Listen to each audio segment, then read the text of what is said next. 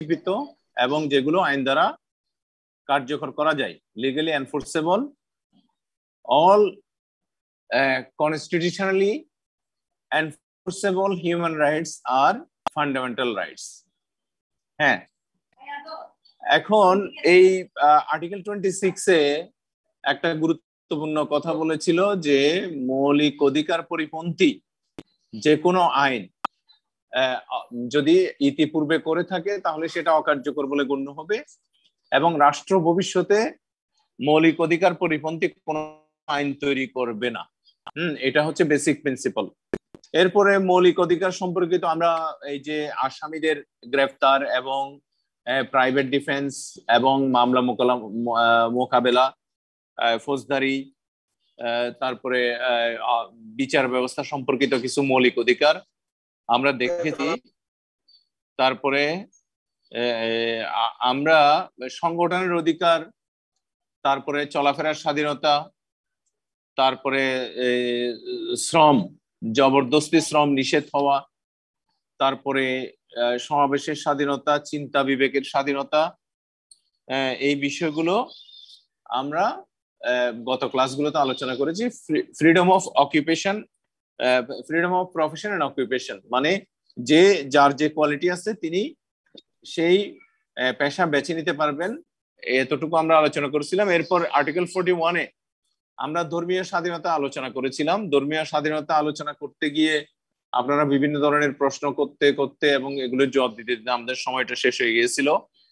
আমরা বলেছিলাম যে এই রাষ্ট্রের নাগরিক হিসেবে সবাই যে কোনো ধর্ম বিশ্বাস করার অধিকার আছে, ওই ধর্ম অনুশীলন করার, প্র্যাকটিস করার অধিকার আছে, তারপরে ধর্ম প্রচার করার অধিকার আছে, কেউ তার ধর্ম ভালো এবং তার ধর্মের দিকে অন্য সবাইকে আহ্বান করতে পারবে।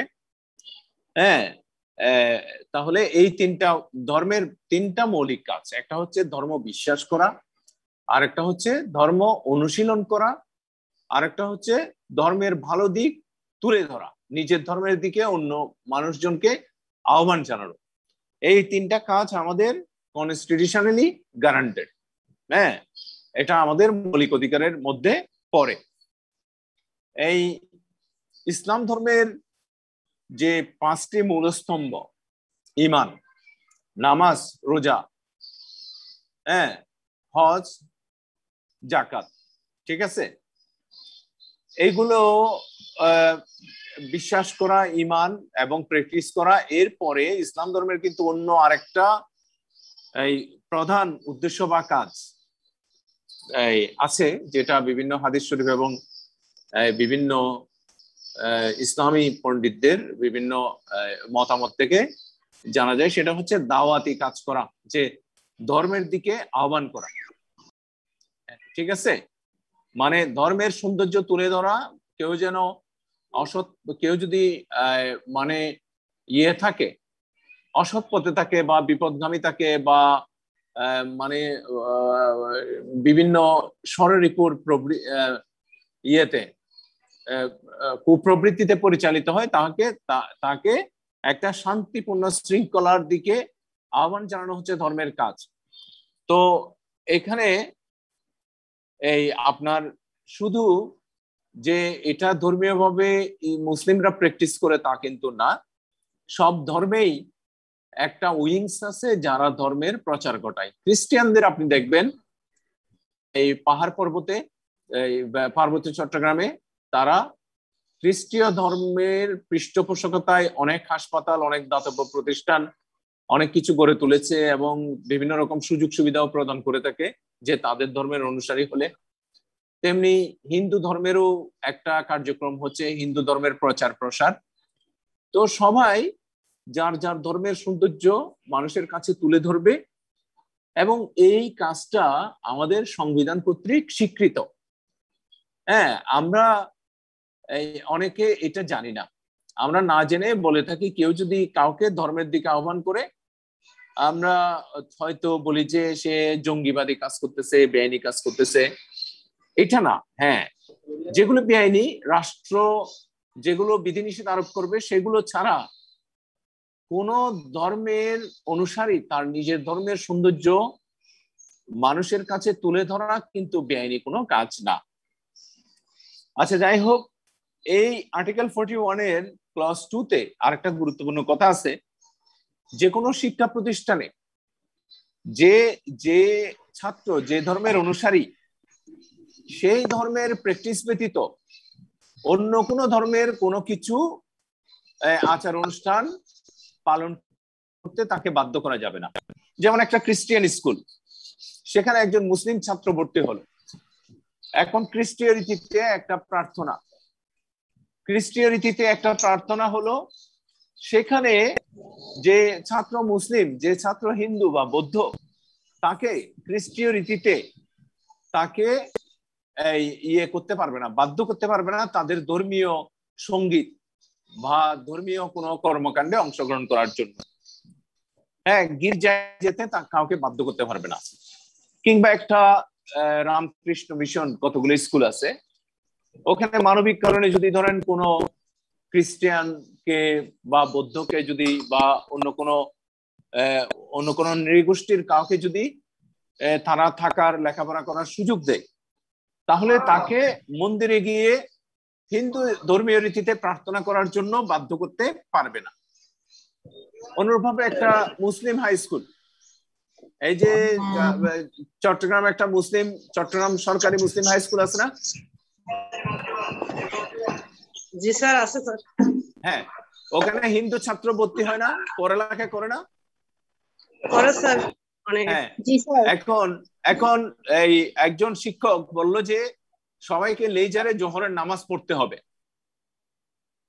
এখন এটা কি সব ধর্মের ছাত্রদের জন্য প্রযোজ্য নাকি মুসলিমদের জন্য প্রযোজ্য? শুধু স্যার মুসলিম। হ্যাঁ, এই কথাটাই আর্টিকেল 41(2) তে বলছে যে যেই ধর্মের অনুসারী, সেই ধর্মের আচার অনুষ্ঠান বা কার্যক্রম ব্যতীত কোন শিক্ষা প্রতিষ্ঠান অন্য কোন ধর্মের কোন কর্মকাণ্ড বা অনুশীলন করতে বাধ্য করতে পারবে না। No person attending education institution shall be required to receive religious instruction or to take part in or to attend any religious ceremony or worship, কোন ধর্মীয় অনুষ্ঠান বা প্রার্থনা, if that instruction, ceremony or worship relates to a religion other than his own, মানে তার নিজের ধর্ম ছাড়া অন্য কোন ধর্মের কোনো কিছু তে অংশগ্রহণ করতে তাকে বাধ্য করা যাবে না। কথাটা ক্লিয়ার হয়েছে আপনাদের? জি স্যার। হ্যাঁ, তাহলে ফ্রিডম অফ রিলিজিয়ন, ধর্মীয় স্বাধীনতার মধ্যে মূল কথা হচ্ছে তিনটা। একটা হচ্ছে ধর্ম বিশ্বাস করতে পারবে, ধর্ম অনুশীলন করতে পারবে, ধর্ম প্রচার করতে পারবে। তারপরে প্রত্যেক ধর্মের অনুসারীরা তাদের যে ধর্মীয় প্রতিষ্ঠানগুলো আছে, every religious community or denominations has the right to establish, maintain and manage its religious institutions. যে মুসলিমদের মসজিদ, হিন্দুদের মন্দির, খ্রিস্টানদের গির্জা, বৌদ্ধদের প্যাগোডা, বৌদ্ধ মন্দির বা যা বলে, বা অন্যান্য কোন ধর্মের অনুসারীর যে কোনো অনুষ্ঠান, এই যে কোনো ইনস্টিটিউশন, এগুলি কি করতে পারবে? এই আপনার every religious community has the right to establish, মানে তাদের এই একটা অধিকার থাকবে, এটা এস্টাবলিশ মানে স্থাপন করা, প্রতিষ্ঠা করা, মেনটেইন এটা পরিচালনা করা, and manage, maintain and manage এটা শাসন সংরক্ষণ ম্যানেজ সবকিছু করতে পারবে। যেমন বাজারে একটা কাদিয়ানি মসজিদ আছে, ঠিক আছে? তো কাদিয়ানিদেরকে যারা মানে প্র্যাকটিসিং মুসলিম, রিয়েল মুসলিম, তারা বলে যে এরা মুসলিম না। অনেকবার কাদিয়ানিদের মসজিদে সময় সংঘবদ্ধ হয়ে হামলা করতে গিয়েছিল। এটা সংবিধান বিরোধী। একটা এলাকায় 90% মুসলিম আছে, ওখানে একটা মন্দির আছে, ওখানে যদি 3 জন হিন্দুও বসবাস করে, 10 জন হিন্দুও বসবাস করে, তাহলে তাদের একটা মন্দির স্থাপন, মন্দির পরিচালনা এবং সেখানে প্রার্থনা করার অধিকার আছে। এখানে মুসলিম কমিউনিটি বেশি বলে সেই মন্দির তারা ভেঙে দিতে পারবে না। এটা আমাদের সংবিধান এই প্রোটেকশনটা দিয়েছে, যে কোনো ধর্মের অনুসারী এবং ধর্মের অনুসারীর প্রতিষ্ঠান এবং শিক্ষা প্রতিষ্ঠানে যেন কাউকে জোরপূর্বক যে ধর্মের অনুসারী নয়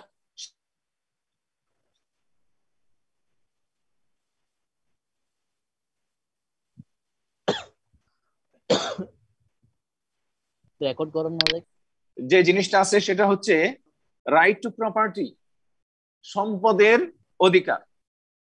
আপনি একটা দেশের নাগরিক টাকা পয়সা উপার্জন করে সম্পদ অর্জন করতে পারবে, নাকি সব সম্পদ শুধু বসুন্ধরা বা পার্টেক্স বা অন্যান্য বড় কোম্পানি? হ্যাঁ, কি বুঝিনি? ওয়াইফাই চলে গেছে, আমার ইয়ে আছে তো। আপনারা শুনছেন আমাকে?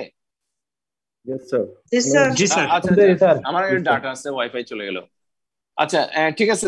তাহলে প্রপার্টির অধিকার, যে subject to any restrictions imposed by law, every citizen shall have right to acquire, প্রত্যেক নাগরিকের অধিকার আছে অ্যাকোয়ার অর্জন করা, হোল্ড ধারণ করা, ট্রান্সফার হস্তান্তর করা, or otherwise dispose of property, সম্পত্তি আপনি অর্জন করতে পারবেন, ধারণ করতে পারবেন, কাউকে হস্তান্তর করতে পারবেন, আপনার স্ত্রী পুত্র পরিবারের সদস্যদেরকে দান করে দিতে পারবেন, একটা স্কুলে দিতে পারবেন, or otherwise dispose of property, অথবা অন্য কোনো সৎ উদ্দেশ্যে আপনি ব্যবহার করতে পারবেন। and no property shall be compulsorily acquired, nationalized or requisitioned save by authority of law, এবং কোন প্রপার্টি আইনের বিধিবিধান ব্যতীত অধিগ্রহণ করতে পারবে না, জাতীয়করণ করতে পারবে না, এবং রাষ্ট্র তার দখলে আয়ত্তে নিতে পারবে না। ঠিক আছে? আপনি রাষ্ট্রের নাগরিক হিসেবে আপনার টাকা থাকলে আপনি একটা সম্পত্তি কিনতে পারবেন। কেউ একজন বলল যে আন্দরকিল্লা মোড়ে 5 কোটি টাকা দিয়ে একটা প্রপার্টি বিক্রি করলো। আপনি বাংলাদেশের নাগরিক হলে আপনার যদি ওই ক্যাপাবিলিটি থাকে তাহলে আপনি সেটা কিনতে পারবেন। কেউ এসে বলতে পারবে না যে তুমি ফটিকছড়ি থেকে এসে মিয়া নোয়াখালী থেকে এসে এখানে সম্পত্তি কিনতে পারবে না। এটা কেউ বলতে পারবে? না স্যার, পারবে না। হ্যাঁ, এই অধিকারটা সংবিধান স্বীকৃতি দিচ্ছে, এবং রাষ্ট্র বলতেছে যে তুমি সম্পত্তি অর্জন করো, কিন্তু আইনের বিধিবিধান ব্যতীত তোমার সম্পত্তি আমরা রাষ্ট্র নিজের নিয়ন্ত্রণে নিব না। এই যে গাড়ির রিকুইজিশন করে দেখেন বিভিন্ন হরতাল বা বিভিন্ন সরকারি কর্মকাণ্ডে, সেই রিকুইজিশনের একটা নিয়ম নীতি আছে। পুলিশ ক্ষমতা আছে বলে চাইলে যার গাড়ি যখন তখন সেভাবে রিকুইজিশন করতে পারবে না, সারা বছর তার গাড়ি রিকুইজিশন করে রাখতে পারবে না। এগুলি একটা রোটেশন আছে, যে একবার করলো ঠিক আছে, নেক্সট টাইম ওকে অব্যাহতি দিল, আরেকটা করলো। তো রাষ্ট্রের যদি কোনো সম্পদের দরকার হয়, রাষ্ট্র ওই সম্পত্তি অধিগ্রহণ করতে পারবে, জাতীয়করণ করতে পারবে, কিন্তু আইন অনুসারে করতে পারবে। আইন ব্যতিরেকে, আইন ভায়োলেট করে রাষ্ট্র সেটা করতে পারবে না। এবং 42(2)তে গুরুত্বপূর্ণ আরেকটা কথা বলছে, এই যে রাষ্ট্র কোনো সম্পত্তি অধিগ্রহণ করবে, জাতীয়করণ করবে বা রাষ্ট্র তার আয়ত্তে নিবে, এইটার জন্য রাষ্ট্র নিজস্ব একটা আইন তৈরি করবে। কিন্তু যে আপনারা জানেন সম্পত্তি অধিগ্রহণ করতে হলে ক্ষতিপূরণ দিতে হয়, তাই না? যেমন এই যে অনন্য আবাসিক এলাকা, চান্দগাঁও আবাসিক এলাকা, এখানে আগে বিভিন্ন ব্যক্তি মালিকানাধীন জমি ছিল। সিডিএ বলতেছে যে আমরা এখানে একটা আবাসিক এলাকা গড়ে তুলবো, তাহলে তারা অ্যাকুইজিশন রিকুইজিশন অ্যাক্ট দ্বারা, এক আইনের দ্বারা, 1948 এর একটা আইন আছে, সেটা দ্বারা তারা কি করলো, রাষ্ট্রীয় অধিগ্রহণ না, অধিগ্রহণ আইন, অ্যাকুইজিশন এন্ড রিকুইজিশন, এই আইনটা দ্বারা তারা কি করলো, এটা অধিগ্রহণ করবে। প্রথমে নোটিশ দিবে, তারপরে এই ক্ষতিপূরণ অ্যাসেসমেন্ট করবে, ক্ষতিপূরণ দিবে, তারপর চূড়ান্তভাবে গেজেট প্রকাশ করবে। এরকম বিভিন্ন ধাপ বা প্রক্রিয়া আছে। এখন তাহলে রাষ্ট্রীয়ভাবে যখন কোন সম্পত্তি অধিগ্রহণ করে, তাহলে তার পূর্বতন মালিককে একটা ক্ষতিপূরণ দিতে হয়।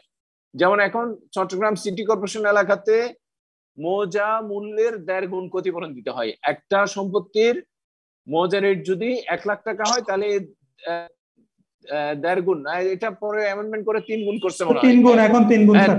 3 গুণ রাইট। হ্যাঁ 3 গুণ। তাহলে 1 লাখ টাকা যদি মৌজা রেট হয় তাহলে 3 গুণ 3 লাখ টাকা তাকে সরকারি মৌজা রেট বাজার দর যেটা আছে এটার 3 গুণ 3 লাখ টাকা তাকে ক্ষতিপূরণ দিতে হবে।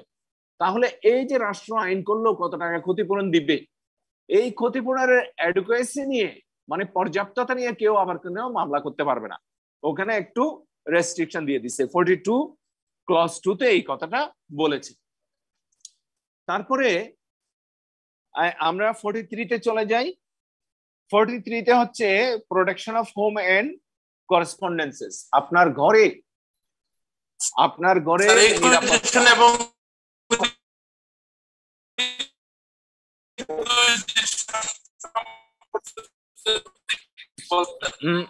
কথা ক্লিয়ার হয়নি। হ্যালো, কথাটা আমি প্রশ্নটা শুনতে পাইনি, নেটওয়ার্কের ডিস্টারবেন্স মনে হয়। স্যার এই রিলেটেড একটা কোশ্চেন। হ্যাঁ বলেন। সেটা হচ্ছে মৌজা রেটটা তো কন্টিনিউয়াসলি আপডেটেড হবে তাই না? হ্যাঁ প্রতি বছর।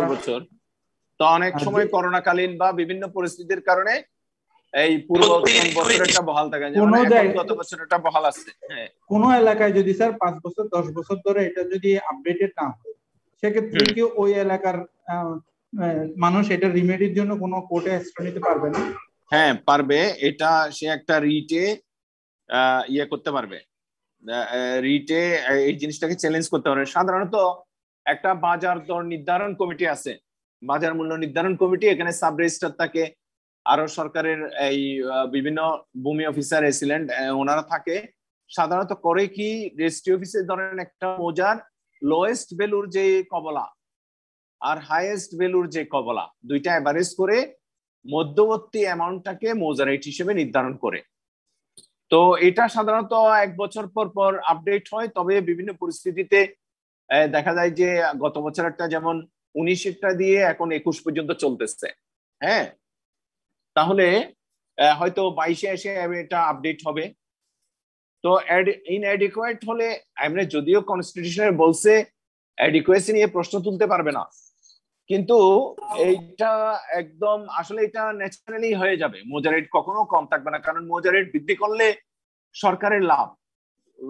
একটা দলিলের ভ্যালুয়েশন বেশি হলে সরকার ট্যাক্স ডিউটি বেশি পাবে, সরকারেরই তো লাভ।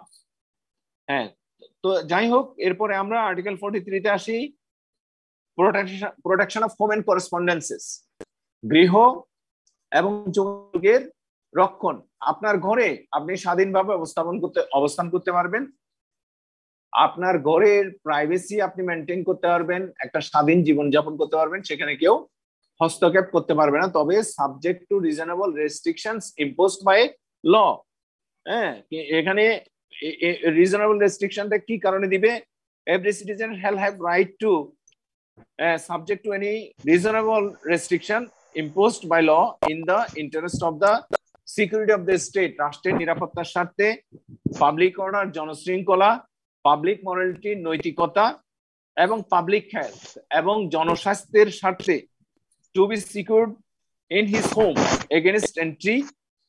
সিকিউর কিসের সিকিউর থাকবে? এন্ট্রি, কেউ যখন তখন চাইলে তার ঘরে প্রবেশ করতে পারবে না, সার্চ তল্লাশি করতে পারবে না, তারপরে সিজার কোনো কিছু জব্দ করতে পারবে না। এখন পরিমণির এতগুলো মত একটা মিনিবার, তাহলে পরিমণি যদি বলে আর্টিকেল 43 তে আমাকে এই প্রোটেকশন দিয়েছে, আমার ঘরে কেউ প্রবেশ করতে পারবে না, তাহলে এটা কি গ্রহণযোগ্য? তাকে তো রাষ্ট্র, এটা security of the state, public health, public order, morality, সবাই যদি এরকম ঘরে ঘরে একটা মিনি বার গড়ে তুলে, মদের আসর গড়ে তুলে, অনৈতিক কোন কর্মকাণ্ড চালায়, তাহলে রাষ্ট্র এখানে অবশ্যই হস্তক্ষেপ করতে পারবে। তবে শান্তিপূর্ণ সুশৃঙ্খল জীবন যাপন করলে পুলিশও কিন্তু কারো ঘরে কোর্টের অনুমতি ছাড়া প্রবেশ করতে পারবে না, সুস্পষ্ট এলিগেশন ছাড়া প্রবেশ করতে পারেন। আপনার ঘরে পুলিশ আসলে আপনি বলতে পারেন আমাকে আমার বিরুদ্ধে কি এলিগেশন দেখান, আপনার কাছে কি কোনো ওয়ারেন্ট আছে? কোনো ওয়ারেন্ট ছাড়া তো আপনি আমার ঘরে প্রবেশ করতে পারবেন না। কিন্তু পুলিশকে আপনাকে স্যাটিসফাই করতে হবে না আপনার বিরুদ্ধে সুনির্দিষ্ট তথ্য আছে, আপনার এখানে অবৈধ মাদকদ্রব্য, হ্যাঁ আপনার এখানে বেআইনি কর্মকাণ্ড হচ্ছে, একজনকে আপনি জবরদস্তি ধরে আটক করে রেখেছেন, তাহলে ওইরকম সুস্পষ্ট তথ্য প্রদান ব্যতি রেখে কেউ আইন শৃঙ্খলা বাহিনীর সদস্য গায়ের জোরে কারো ঘরে প্রবেশ করতে পারে না। আর্টিকেল 43-তে এই প্রোটেকশনটা দিয়েছে। আরেকটা কি প্রোটেকশন, এটা হচ্ছে to the privacy of correspondences and other means of communications. Privacy of correspondences, এই যে বিদেশ থেকে হাজবেন্ড ওয়াইফের কাছে চিঠি লিখলো, ওয়াইফ হাজবেন্ডকে লিখলো, একজন আরেকজনকে লিখলো, ওইটা রাষ্ট্র এই গোপনীয়তা হস্তক্ষেপ করতে পারবে না। অথবা আদার কমিউনিকেশনস, আপনার যে আমরা এই আড়ি পাতা যাবে না, তাই না? হ্যাঁ আড়ি পাতা যাবে না, আড়ি পাতা যাবে না। তবে এখানে যে ওই যে শুরুতে কতগুলো বলছে, public security, state security, public health, morality, যদি সুনির্দিষ্ট অভিযোগ থাকে সে রাষ্ট্রের বিরুদ্ধে ষড়যন্ত্র করতেছে, মোসাদের সাথে কানেকশন আছে, ভারতের রয়ের সাথে তার যোগাযোগ আছে, আইএসআই এর সাথে তার যোগাযোগ আছে, হ্যাঁ ইসরায়েলি গোয়েন্দা বাহিনী বা পাকিস্তানি জঙ্গি বাহিনী বা আফগান জঙ্গি গোষ্ঠীর সাথে তার যোগাযোগ আছে, এটা যদি রাষ্ট্র সন্দেহ করে তাহলে তাকে তো ওয়াচিং এ রাখতে পারবে, তার টেলিফোনে আড়ি পাততে পারবে। তবে নর্মালি আপনি যদি রাষ্ট্রের জন্য ক্ষতিকর কিছু যদি না হয়, জনস্বাস্থ্য নৈতিকতার পরিপন্থী যদি না হয়, তাহলে আপনি আপনার প্রিয়জনকে যাই লিখেন না কেন চিঠিতে, সেটা আর কেউ হস্তক্ষেপ করতে পারবে না। এরপর আর্টিকেল 44টা স্যার কেউ যদি ওই বিষয়ের উপর হস্তক্ষেপ করে সেক্ষেত্রে করণীয় কি স্যার? হস্তক্ষেপ করে হ্যাঁ রিচ করতে পারবে। এটাই আমি যেই আর্টিকেলটা পড়বো সেই আর্টিকেলের ঢুকার আগে আপনি প্রশ্নটা করে ফেলছেন। এনফোর্সমেন্ট অফ ফান্ডামেন্টাল রাইটস, আমরা এতক্ষণ অনেক সুন্দর সুন্দর কথা বললাম, এই মৌলিক অধিকার আছে, এটা করতে পারবে না, এটা করতে পারবে, এটা করতে পারবে না। এখন রাষ্ট্র যদি এটা না মানে, কেউ যদি এটা উপর হস্তক্ষেপ করে, তাহলে আপনি কি করবেন? এটাও আর্টিকেল 44-এ বলে দেওয়া আছে আমাদের কনস্টিটিউশনে। আর্টিকেল 44-এ বলছে the right to move the high court division. High court ডিভিশনে আপনি হাইকোর্ট ডিভিশনের দ্বারস্থ হতে পারবেন in accordance with clause 1 of article 102, এই সংবিধানের 102 অনুচ্ছেদের ক্লজ 1 অনুসারে, ঠিক আছে? For the enforcement of the rights conferred by this part is guaranteed. মানে এই পার্ট, এটা কোন পার্ট আমরা পড়ছি? পার্ট 3। আমরা সংবিধানের পার্ট 3 পড়ছি। পার্ট 3 হচ্ছে ফান্ডামেন্টাল রাইটস। পার্ট 3-তে যে ফান্ডামেন্টাল রাইটস গুলো আছে সেইগুলো এনফোর্স করার জন্য এই সংবিধানের আর্টিকেল 102 ক্লজ 1 অনুসারে যে কেউ হাইকোর্টের দ্বারস্থ হতে পারবে, মহামান্য হাইকোর্টের। এই যে আমরা রিট পিটিশন বলি, রিট পিটিশন কোন অনুচ্ছেদ অনুসারে করা যায়? আর্টিকেল 102 অনুসারে করা যায়। আর্টিকেল 102 ক্লজ 1 অনুসারে। রিট পিটিশন কি? রিট পিটিশন হচ্ছে একটা আজ্ঞা বা আদেশ যে সুপ্রিম কোর্টের নজরে আনলো, স্যার এই অথরিটির এই কাজটা, এই কর্মকাণ্ডটা কি মৌলিক অধিকার পরিপন্থী, সংবিধান আমাকে যে মৌলিক অধিকারের নিশ্চয়তা দিয়েছে তার এই কাজের দ্বারা এটা ভায়োলেট হচ্ছে। যেমন এই চট্টগ্রাম আইন কলেজ একটা বিজ্ঞাপন দিল, প্রভাষক নিয়োগ করা হবে, কোন অমুসলিম আবেদন করবেন না, বিজ্ঞপ্তির শেষে বলে দিল। এখন আরেকজনের কোয়ালিটি আছে, উনি তখন এই বিজ্ঞপ্তিটাকে চ্যালেঞ্জ করে সুপ্রিম কোর্টের দ্বারস্থ হতে পারবে। সুপ্রিম কোর্ট ওই বিজ্ঞপ্তিটা এবং নিয়োগ দিয়ে ফেললে নিয়োগটা পর্যন্ত বাতিল করে দিতে পারবে, যেহেতু এটা মৌলিক অধিকারের লঙ্ঘন। বলতেছে যে আমাদের সংবিধানের আর্টিকেলে বলতেছে যে কোনো ডিসক্রিমিনেশন করা যাবে না, হ্যাঁ, race, sex, place of birth, হ্যাঁ, তাহলে এগুলি নিয়ে, কালার, এগুলি নিয়ে কোনো ডিসক্রিমিনেশন করা যাবে না। তাহলে রিলিজিয়ন নিয়ে ডিসক্রিমিনেশন করা যাবে না। তাহলে ওই বিজ্ঞপ্তিতে যদি একটা নির্দিষ্ট ধর্মকে বারিত করে বা একটা নির্দিষ্ট ধর্মের জন্য, ধর্মের অনুসারীদের জন্য এই পোস্টটা যদি বলে, তাহলে সেটা করা যাবে না। কিন্তু আবার মসজিদের ইমাম নিয়োগের ক্ষেত্রে যদি বলে এই কেবল মুসলিমরাই আবেদন করতে পারবে, তাহলে ওইটা নিয়ে কিন্তু আবার রিট করা যাবে না। আমাদের সংবিধানে তো বলেছে যে পার্টিকুলার রিলিজিয়ন, যে পার্টিকুলার প্রয়োজনে এই রাষ্ট্র চাইলে এই বিধিনিষেধগুলো কি করতে পারবে, এগুলোর উপর হস্তক্ষেপ করতে পারবে। তারপরে এনফোর্সমেন্ট অফ ফান্ডামেন্টাল রাইটস এর আর্টিকেল 44(2) তে আরেকটা কথা বলেছে, আমাদের পার্লামেন্ট চাইলে মহামান্য হাইকোর্টের ক্ষমতা খর্ব না করে যে কোনো আদালত বা ট্রাইব্যুনালকেও মৌলিক অধিকার এনফোর্স করার ক্ষমতা দিতে পারবে। বুঝছেন? তাহলে মৌলিক অধিকার কার্যকর করতে পারবে একমাত্র মহামান্য supreme court under article 102 clause 1 of the constitution of peoples republic of Bangladesh. একমাত্র মহামান্য সুপ্রিম কোর্ট পারবে। স্যার এটা কি আর্টিকেল 44 কি মৌলিক অধিকার খর্ব করা? মৌলিক অধিকার কার্যকর করা, খর্ব করা কোথায় পেলেন? কার্যকর করা, মৌলিক অধিকার কার্যকর, এনফোর্সমেন্ট অফ ফান্ডামেন্টাল রাইটস। তাহলে এনফোর্সমেন্ট করতে পারবে একমাত্র সুপ্রিম কোর্ট। আবার পার্লামেন্ট যদি বলে এই করতে পারবে, কোনো আদালত বা ট্রাইব্যুনাল মৌলিক অধিকার লঙ্ঘিত হলে ব্যবস্থা গ্রহণ করতে পারবে। তখন কি করা যাবে? তখন ওই আদালত বা ট্রাইব্যুনালও কিন্তু মৌলিক অধিকার নিয়ে কাজ করতে পারবে। ঠিক আছে? কার্যকর করার জন্য আদেশ বা রায় দিতে পারবে। ক্লিয়ার হয়েছে আপনাদের? হ্যাঁ, এখন এই কথা ক্লিয়ার হচ্ছে না, বলেন। প্রশ্ন আছে?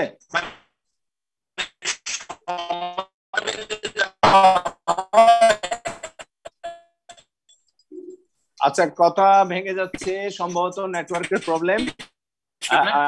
আপনার প্রশ্নটা মাথায় রাখেন, পরে করে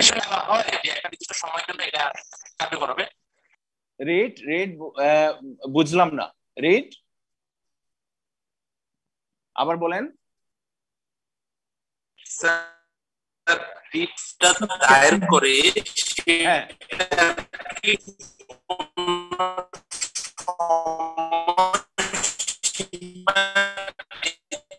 রেট দায়ের করে পর্যন্ত বুঝিনি, আর কোনো কিছু বুঝিনি। হ্যাঁ, ওনার মাউথ স্পিকারের সমস্যা।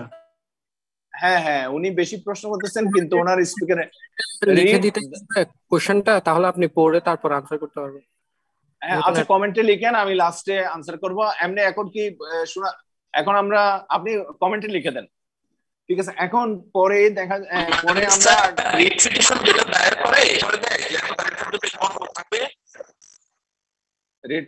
দায়ের করে সেটা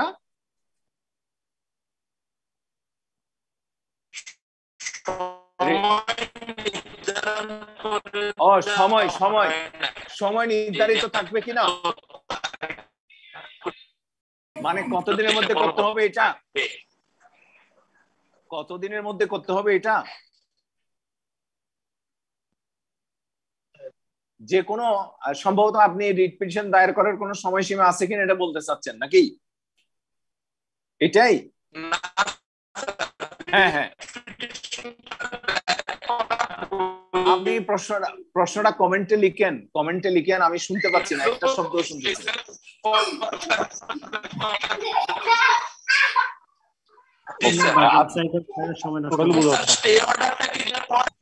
বাদ দিয়ে বলে যান স্যার, উনি পড়ে লিখে বলে দেন স্যার।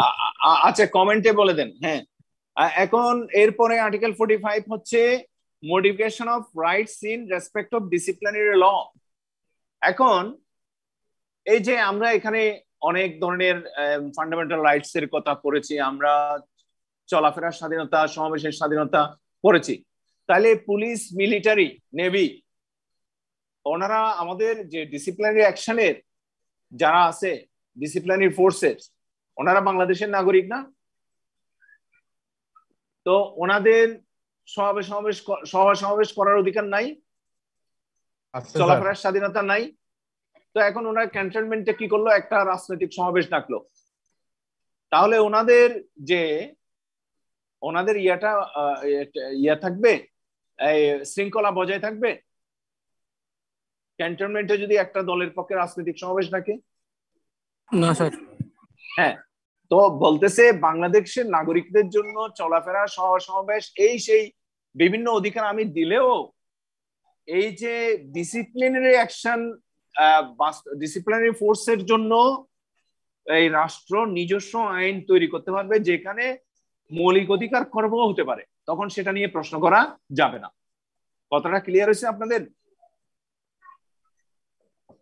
স্যার আরেকবার বলেন, মানে বুঝি নেব। মানে কোনো modification of rights in respect of disciplinary law, disciplinary law কোন শৃঙ্খলা বাহিনী, শৃঙ্খলামূলক আইনের ক্ষেত্রে অধিকারের পরিবর্তন, মডিফিকেশন, অধিকার পরিবর্তন করা হচ্ছে একটু। এখন ধরেন আমরা বলছি যে আমাদের রাজনৈতিক স্বাধীনতা আছে, আমাদের চলাফেরার স্বাধীনতা আছে, সমাবেশের স্বাধীনতা আছে, তাহলে সেনাবাহিনীতে, নেভিতে, পুলিশে, র্যাবে যারা আছে তারাও তো সবাই কোনো না কোনো রাজনৈতিক মতাদর্শে বিশ্বাস করে, তাই না? এখন ক্যান্টনমেন্টের ভিতর আর্মিরা কি করলো, আওয়ামী লীগের পক্ষে বা বিএনপির পক্ষে বা জামায়াতের পক্ষে একটা মিটিং ডেকে বসলো, তাহলে এটা করতে দেয়া কি ঠিক হবে? না স্যার, ওদের জন্য তো আলাদা মানে ল। হ্যাঁ হ্যাঁ, এই যে ওদের ক্ষেত্রে যেহেতু তাহলে ওরা প্রশ্ন করতে পারে না, আমার কনস্টিটিউশন তো আমাকে রাইট টু অ্যাসেম্বলি দিয়েছে, আমাকে সমাবেশের স্বাধীনতা দিয়েছে, তাহলে আমি আর্মিতে চাকরি করতেছি তাতে কি হয়েছে, আমি কেন মিটিং করতে পারবো না ক্যান্টনমেন্টে? ওই বলতেছে স্যার সেক্ষেত্রে ওদের গঠনতন্ত্রে ওটাও উল্লেখ থাকতে হবে, ওদের ডিসিপ্লিনারি লতে কিছু মডিফিকেশন থাকবে, তাদের শৃঙ্খলা রাখার জন্য যেটা প্রয়োজন হয় তারা সেটা করতে পারবে। ঠিক আছে? এই ক্ষেত্রে আমি আপনার মতো যে একজন মুক্ত মানুষের যে রাজনৈতিক চিন্তা চেতনা মতাদর্শ যে মুভমেন্ট, সেরকম অধিকার কিন্তু তার থাকবে না, সেখানে তার অধিকারটাকে মডিফাই করা হয়েছে। কথা ক্লিয়ার হয়েছে? Article 45 nothing in this part, হ্যাঁ মূল কথা হচ্ছে এটাই, আর্টিকেল 45 এর যে ডিসিপ্লিনারি লতে এই মৌলিক অধিকারগুলো একটু মডিফাই করা হয়েছে। Nothing in this part shall apply to any provision of a disciplinary law. নেভির একটা রুলস আছে, বিমান বাহিনীর একটা রুলস আছে, আর্মির একটা রুলস আছে। তো বলতেছে এই আমাদের পার্ট 3 এর যে মৌলিক অধিকার, nothing in this part shall apply, সেগুলি ডিসিপ্লিনারি লর যে সেখানে অ্যাপ্লাই হবে না। Relating to the members of discipline force being a provision limited to the purpose of ensuring the proper discharge of their duties, কি জন্য তাদের যথাযথ দায়িত্ব পালন or the maintenance of discipline in that force, সেই ফোর্সের শৃঙ্খলা রক্ষার জন্য তাদের যে ডিসিপ্লিনারি ল আছে, সেই ডিসিপ্লিনারি লতে আমাদের এই কনস্টিটিউশনের মৌলিক অধিকারগুলো অ্যাপ্লাই হবে না। কথা বুঝতে পারছেন? জি আচ্ছা, জি স্যার। হ্যাঁ 46 এ চলে যাই আমরা। 46 হচ্ছে পাওয়ার টু প্রোভাইড ইনডেমনিটি।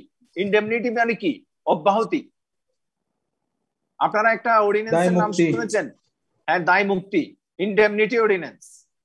বঙ্গবন্ধুর হ্যাঁ, এই যে বঙ্গবন্ধু হত্যা মামলার কোনো বিচার করা যাবে না, এরকম একটা অর্ডিন্যান্স চালু হয়েছিল 1974 এ, 75 এ।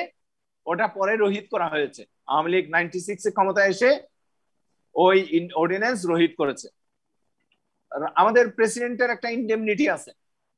আমাদের মহামান্য রাষ্ট্রপতি আব্দুল হামিদের বিরুদ্ধে কোনো ফৌজদারি মামলা হবে না, ঠিক আছে? কোনো ফৌজদারি আদালতে তার বিরুদ্ধে কোনো সমন দিতে পারবে না, ফৌজদারি আদালত ওয়ারেন্ট দিতে পারবে না, তাকে কোনো ফৌজদারি আদালতে হাজিরা দিতে হবে না। এখন আপনি বলতে পারেন প্রেসিডেন্টের এত একটা ইমিউনিটি বা ইনডেমনিটি, তাহলে তো উনি যা খুশি তা করে বেড়াতে পারে না। সেই ক্ষেত্রে কিন্তু তাকে ইমপিচমেন্টের একটা প্রভিশন আছে, কনস্টিটিউশন ভায়োলেট করলে, সেটা অন্য বিষয়, কিন্তু ফৌজদারি কোনো আদালতে তাকে আসতে হবে না। তো এই পাওয়ার টু প্রোভাইড ইনডেমনিটি, দায় মুক্তি, বিধানের ক্ষমতা, একটা দেশের একটা নির্দিষ্ট এলাকার শৃঙ্খলা রক্ষা করার জন্য বা মুক্তিযুদ্ধকালে যে সমস্ত ঘটনা সংঘটিত হয়েছে, হ্যাঁ, সেই সময়কার যে পরিস্থিতি, ওটা বিবেচনা করে রাষ্ট্র এই মৌলিক অধিকারের কিছু কিছু লঙ্ঘন হলেও দায় মুক্তির বিধান করতে পারে। যেমন এই আপনার একটা এলাকায় দেখা যাচ্ছে আইন শৃঙ্খলা পরিস্থিতি মারাত্মক খারাপ হয়ে গেছে, ওখানে দিনে দুপুরে খুনোখুনি, সরকার পরিস্থিতি কন্ট্রোল করতে না পেরে বলল এখানে কারফিউ জারি করা হলো, জরুরি অবস্থা ঘোষণা করা হলো এই এলাকায়। তাহলে কারফিউ জারি করলে এখন এই যে আপনি যে চলাফেরার স্বাধীনতা, ওই চলাফেরার স্বাধীনতা কি ওখানে রক্ষা হবে? আর্মি কেউ ঘর থেকে বের হলে তাকে মারধর করতেছে, কাউকে শারীরিকভাবে টর্চার করা যাবে না, এই ধরনের একটা মৌলিক অধিকার। তাহলে কিন্তু তাকে লাঠির বাড়ি দিচ্ছে বা রাইফেলের বাট দিয়ে খুঁচিয়ে তাকে আঘাত করতেছে, তাহলে বেয়োনেট চার্জ করতেছে বা তাকে এখানে জল কামান ব্যবহার করতেছে, তাহলে এখানে মৌলিক অধিকার কি হলো? খর্ব হলো না? তো এই ক্ষেত্রে রাষ্ট্র তাকে ইন্ডেমনিটি দিতে পারবে।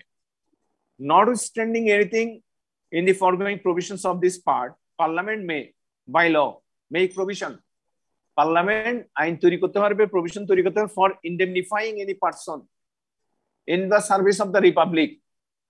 এই যে এই র্যাবের এই অফিসার অমুককে লাঠিচার্জ করেছে, সে আমার মৌলিক অধিকার লঙ্ঘন করেছে, কিন্তু পার্লামেন্ট আইন তৈরি করে বলতে পারবে যে রাষ্ট্রের প্রয়োজনে করেছে, সুতরাং তাকে ইন্ডেমনিটি দেওয়া হলো।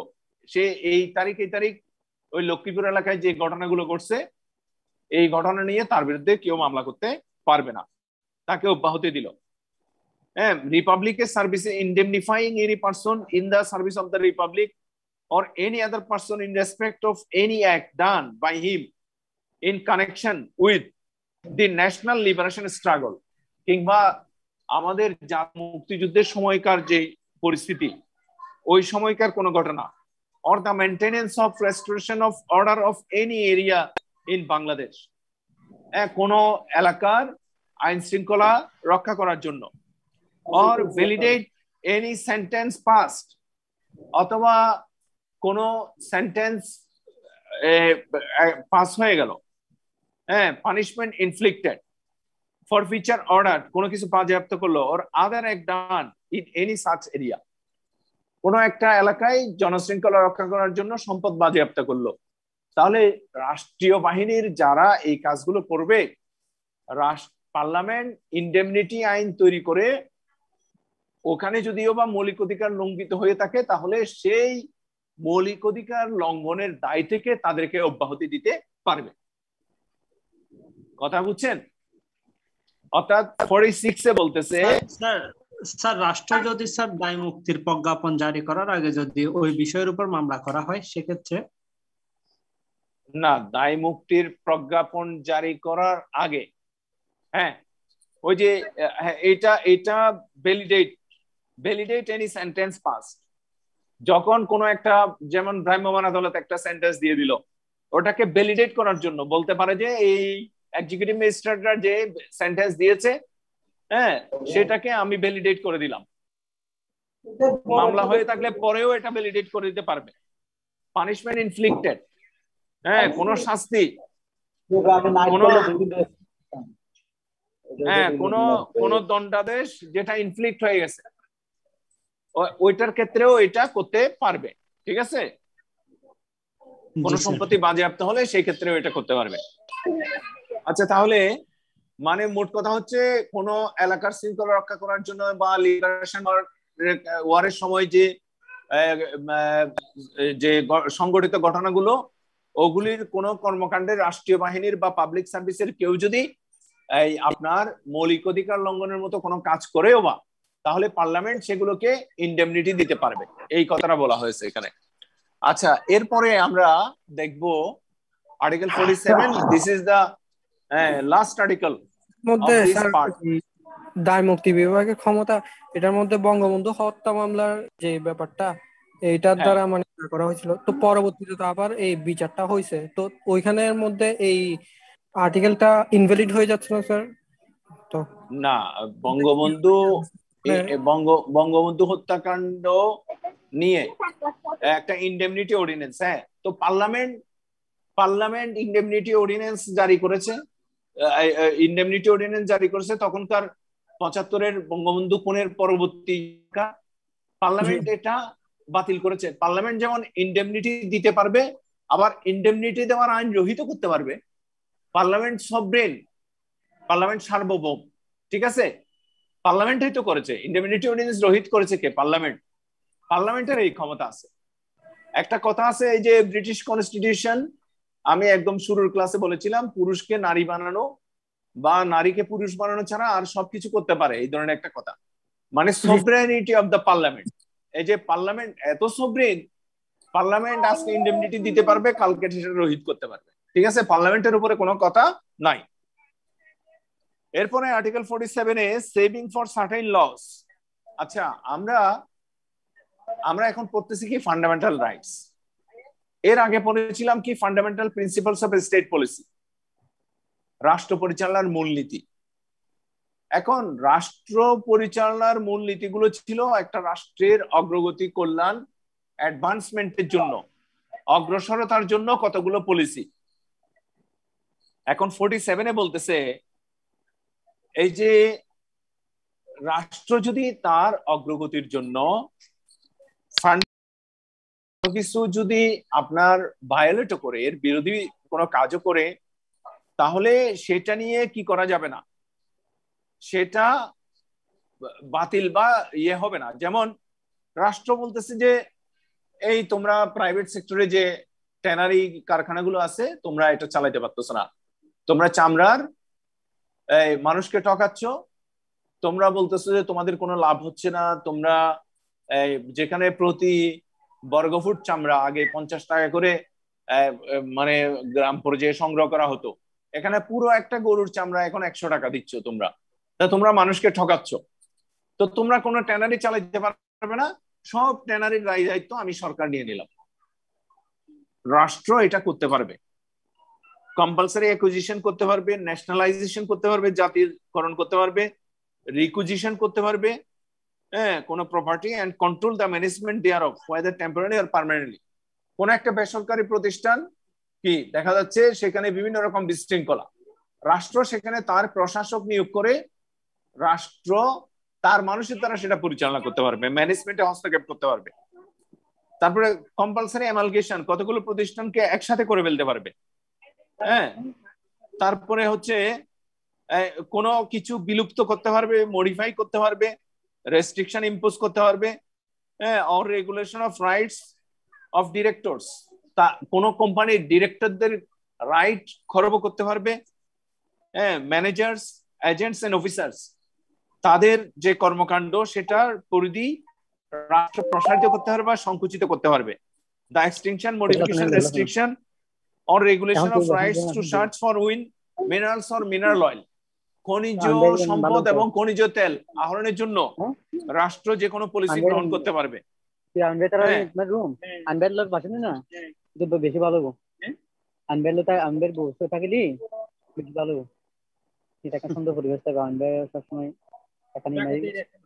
আচ্ছা, আপনার ক্লাসের ভিতরে যদি আমিন ভাইয়ের কথা চলে আসে, আমি কেমনে অগ্রসর হবো বলেন?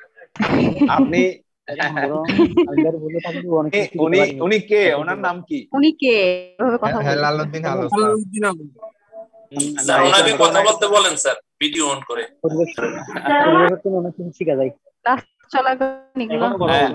আচ্ছা ঠিক আছে, আপনারা ঠিক করে নেবেন এগুলো। আচ্ছা, এরপরে নো ল প্রোভাইড থেকে এটা অফ করে দেওয়া উচিত, ওনাকে মিউট করে দেওয়া উচিত। করে দেন উনি কি নাম বললেন? Sir unmute sir. আচ্ছা, হেলালউদ্দিন আলো। আচ্ছা, এখন মিউট হয়ে গেছে মনে হয় না? হ্যাঁ, ঠিক আছে, এখন ঠিক আছে। জি স্যার। আচ্ছা, no law providing for any of the following matters shall be deemed to be void on the grounds that it is inconsistent with or takes away or abridges any of the rights granted by this part.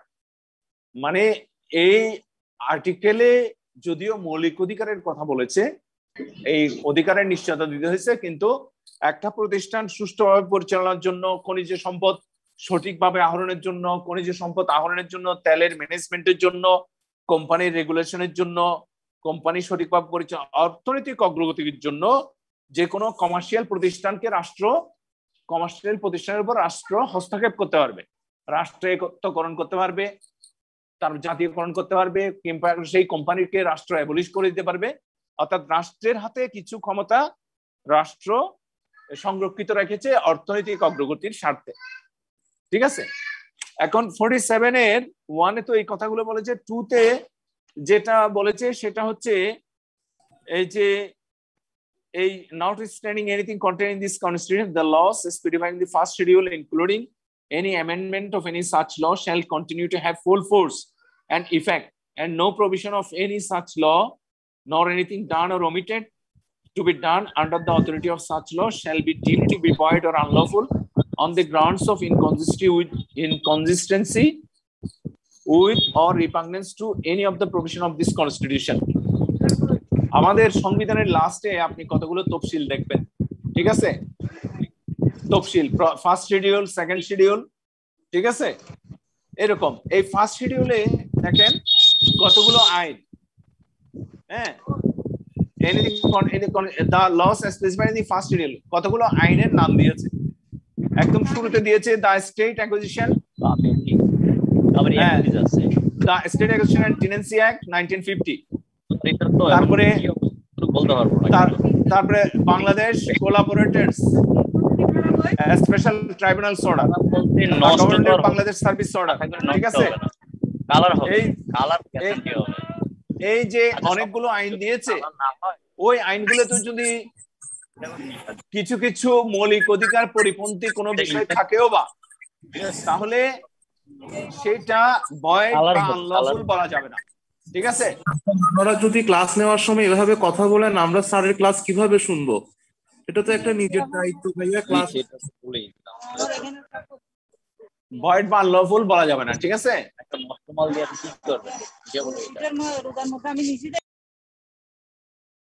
আমি কয়েকজনকে mute করলাম, এখন মনে হয় sound বন্ধ হয়েছে।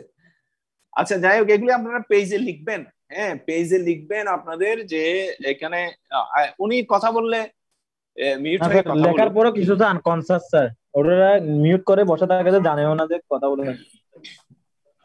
আচ্ছা, যাই হোক, এখন 2 তে বলছে যে ফার্স্ট শিডিউলে যে আইনগুলো আছে ওগুলির মধ্যে যদি টুকিটাকি কিছু ইনকনসিস্টেন্ট থেকেও থাকে, তাহলে সেটা কি হবে? সেটা আনলফুল বা ভয়েড বলে গণ্য হবে না। 3 তে বলছে যে যুদ্ধাপরাধী, আমাদের এখানে যুদ্ধাপরাধের বিচার হয়েছে। স্যার, আগের পয়েন্টটা আবার একটু বলবেন? মানে ফার্স্ট শিডিউলে, আমাদের কনস্টিটিউশনের ফার্স্ট শিডিউলে কতগুলো আইন আছে, ওই আইনগুলোতে যদি পড়তে গিয়ে টুকটাক কোনো কিছু মৌলিক অধিকার পরিপন্থী পাওয়াও যায়, শিডিউলে যে আইনগুলো স্পেসিফিক নাম লিখেছে, যেমন state acquisition and tenancy act, রাষ্ট্রীয় অধিগ্রহণ এবং প্রজাস্বত্ব আইন, একটা আইনের নাম বললাম, এরকম বিভিন্ন আইন, ওই আইনগুলোর মানে মৌলিক অধিকার পরিপন্থী যদি টুকটাক কিছু পাওয়া যায়, তাহলে কি ওগুলিকে এই ভয়েড বা ইনকনসিস্টেন্ট বলা যাবে না, হ্যাঁ, এই আনলফুল বলা যাবে না। আমরা 26-এ দেখেছি কি, 26-এ দেখেছি রাষ্ট্রের যে সমস্ত আইন মৌলিক অধিকার পরিপন্থী সেগুলো বাতিল বলে গণ্য হবে। এখন আমাদের স্টেট অ্যাকুইজিশন টেনেন্সি অ্যাক্ট ছাড়া আমাদের চলবে না স্যার। আমাদের রাষ্ট্র চালাতে গেলে এই পিও 1972, হ্যাঁ, কতগুলো প্রেসিডেন্ট অর্ডার, কতগুলো আইন খুবই গুরুত্বপূর্ণ, এগুলি ছাড়া আমাদের চলবে না। তো এই জন্য বলতে, যদিও মৌলিক অধিকার পরিপন্থী আইন তৈরি করা যাবে, শিডিউলে যে আইনগুলো আমি উল্লেখ করে দিলাম, ওই আইনগুলোতে মৌলিক অধিকার পরিপন্থী টুকটাক কিছু থাকলেও সেটা আমলে নিব না, মানে ওই কারণে এই আইনটা আনলফুল বা বাতিল বলে গণ্য হবে না। কথাটা বুঝছেন? আসসালামু আলাইকুম। আসসালামু আলাইকুম স্যার। ওয়ালাইকুম স্যার, সালাম। একটু স্যার, ওই আমাদের পরবর্তী ক্লাসটা আইকর ক্লাসটা হবে না, ম্যাডাম জানিয়ে দিয়েছেন উনি আজকে ক্লাস নিতে পারবেন না, তো স্যার এটা একটু জানানোর জন্য। আচ্ছা, ঠিক আছে, আমি তাহলে আরো কিছুক্ষণ কন্টিনিউ করি। তাহলে দেখেন, যদিও আমি আজকে ভ্যাকসিনেটেড, আমারও একটু একটু হাত পা ব্যথা আছে, তারপরে ঠিক আছে, আমি দেখি যতক্ষণ পারি কন্টিনিউ করব। 2 আমি একটু বাংলা প্লেন রিডিং, যে 47-এর 2টা 47(2) অনুচ্ছেদ, আমি আর একটু বাংলাটা পড়ি। বাংলাটা পড়লে আর একটু ক্লিয়ার হবেন আপনারা। এই সংবিধানে যাহা বলা হয়েছে তাহা সত্ত্বেও একটা দেখবেন যে notwithstanding anything contained in this constitution, notwithstanding anything contained in this constitution, ইংরেজি মানে আমাদের ইনঅ্যাক্টমেন্ট মানে লেজিসলেশন, যে আইন তৈরি করার সময় যে সেন্টেন্স গুলো ব্যবহার করে এগুলি অনেক চমৎকার সুন্দর। মানে notwithstanding anything contained সত্ত্বেও, এই সংবিধানে যাহা বলা হয়েছে তাহা সত্ত্বেও প্রথম তফসিলে বর্ণিত আইনসমূহ অনুরূপ আইনের কোন সংশোধনী সহ পূর্ণভাবে বলবৎ কার্যকর হইতে থাকিবে।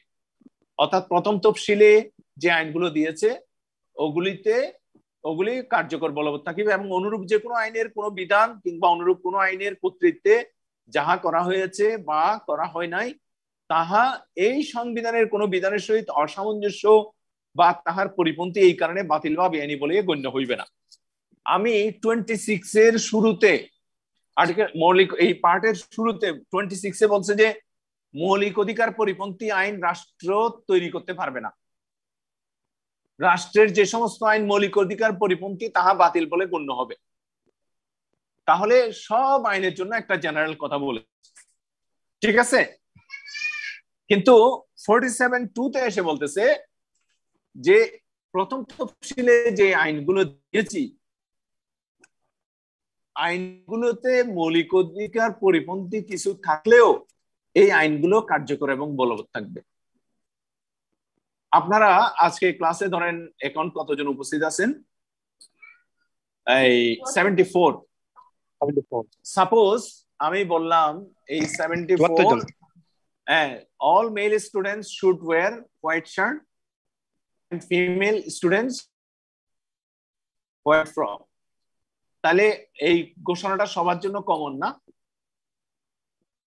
কিন্তু ক্লাসের দুজন ক্যাপ্টেন আছে, ওরা ঘটনাচক্রে আজকে একজন হলুদ জামা পরে এসেছে, একজন এই সবুজ জামা পরে এসেছে। আমি বললাম যে আজকে সাদা জামা ব্যতীত কেউ ক্লাস করতে পারবে না, এই দুইজন ব্যতীত। তাহলে কি বুঝাই? হলুদ ক্যাপ্টেন দুজন করতে পারবে, এর বাইরে অন্য কেউ হলুদ থাকলে, নীল জামা থাকলে, সবুজ জামা থাকলে ওরা করতে পারবে না। ঠিক আছে, ঠিক আছে, কথাটা ক্লিয়ার হয়েছে আপনাদের কাছে? তো সেক্ষেত্রে তো ওটা মানে আপনার ওদের জন্য একটা প্লাস পয়েন্ট হয়ে যাচ্ছে না, বা একটা প্রিভিলেজ। এই ফার্স্ট তফসিল আইনগুলোকে রাষ্ট্র প্রিভিলেজ দিয়েছে, বলে যে মৌলিক অধিকার পরিপন্থী হতে পারবে না। কিন্তু এই আইনগুলো ছাড়া আমি রাষ্ট্র চালাইতে পারবো না। এই আইনগুলোতে যদি টুকটাক কিছু মৌলিক অধিকার পরিপন্থী থেকেও থাকে, তারপরেও এই আইনগুলো কার্যকর এবং বলবৎ থাকবে। কথাটা বুঝছেন? মানে কাউকে বিশেষ প্রিভিলেজ দেওয়া, অর্থাৎ জেনারেল অর্ডারের মধ্যে সবগুলো আমি বাতিল বলে দিলাম, কিন্তু এর মধ্যে থেকে কিছু কিছু বেছে নিলাম, বললাম যে না, এগুলিতে এই নেগেটিভ বৈশিষ্ট্য থাকলে এগুলি আমার লাগবে। 47(2) এর মূল কথা, ঠিক আছে। এখন 47(3) হচ্ছে যুদ্ধাপরাধের বিষয় সংক্রান্ত, যারা মানবতা মানে এই সংবিধানে যাহা বলা হয়েছে তাহা সত্ত্বেও গণহত্যা জনিত অপরাধ, মানবতা বিরোধী অপরাধ বা যুদ্ধাপরাধ এবং আন্তর্জাতিক আইনের অধীন অন্যান্য অপরাধের জন্য কোন সশস্ত্র বাহিনী বা প্রতিরক্ষা বাহিনী বা সহায়ক বাহিনীর সদস্য বা অন্য কোনো ব্যক্তি সমষ্টি বা সংগঠন কিংবা যুদ্ধবন্দীকে আটক, ফৌজদারিতে সুপর্দ কিংবা দণ্ডদান করিবার বিধান সম্বলিত কোন আইন বা আইনের বিধান এই সংবিধানের কোন বিধানের সহিত অসামঞ্জস্য বা তাহার পরিপন্থী এই কারণে বাতিল বা বেআইনি বলিয়া গণ্য হইবে না, কিংবা কখনো বাতিল বা বেআইনি বলিয়া গণ্য হইবে না। এই যে বাংলাদেশের যুদ্ধাপরাধের বিচার হলো, এইটা কিন্তু আমরা একটা ভুল ব্যাখ্যা করে থাকি অনেকে। এই এটা অ্যামেন্ডমেন্টটা হচ্ছে 1973-তে। সবাই বলে বঙ্গবন্ধু সাধারণ ক্ষমা ঘোষণা করে দিয়েছে, এখন কি আবার যুদ্ধাপরাধের বিচার? কিন্তু 73-তে আমাদের প্রথম অ্যামেন্ডমেন্টেই বঙ্গবন্ধু বলেছে যারা মানবতা বিরোধী অপরাধ করেছে, যারা গণহত্যাজনিত অপরাধ করেছে, হ্যাঁ, বা অন্য কোনো সশস্ত্র বাহিনী, প্রতিরক্ষা বাহিনীর সদস্য বা কোনো জঙ্গি গোষ্ঠী কারা যুদ্ধবন্দীকে আটক বা ফৌজদারিতে সোপর্দ, এই সমস্ত মানুষরা কোনো মৌলিক অধিকারের সুবিধা পাবে না। শুধুমাত্র এখানে ফুটনোট 3-তে অন্য কোনো ব্যক্তি সমষ্টি বা সংগঠন, এই কথাটা ইনক্লুড করেছে, মানে সংগঠনেরও বিচার হবে, সংগঠনের জন্য বিচার করা যায়। এই জন্য আপনারা দেখবেন যে জামায়াত ইসলামী নামটা তাদের পরিবর্তন করে বাংলাদেশ জামায়াত ইসলামী করেছে।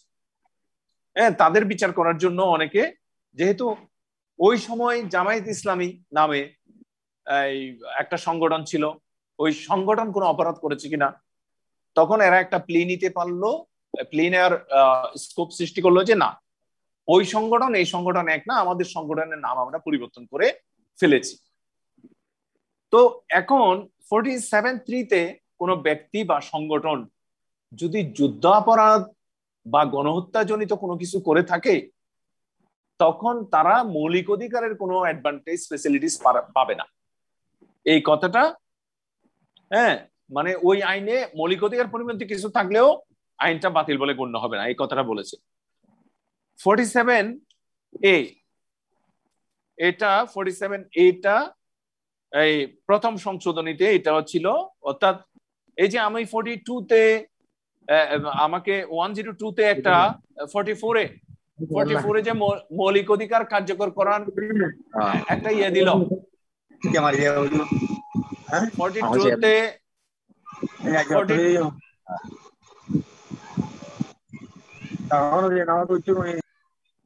42-তে মৌলিক অধিকার কার্যকর করার একটা বিধান আমরা বললাম না, কেউ সুপ্রিম কোর্টের দ্বারস্থ হতে পারবে। তো বলতেছে এই আপনার এই